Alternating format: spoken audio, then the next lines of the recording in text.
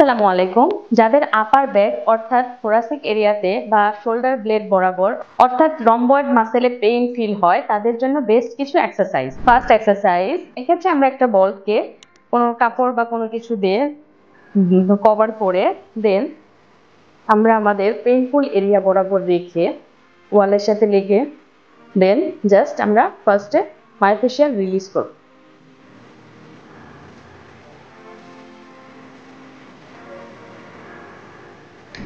Second exercise, এক্ষেত্রে আমরা একটা রোলার নিয়ে দেন আমাদের পেনফুল এরিয়া বরাবর রেখে আমরা রোলিং করব। দেন আমরা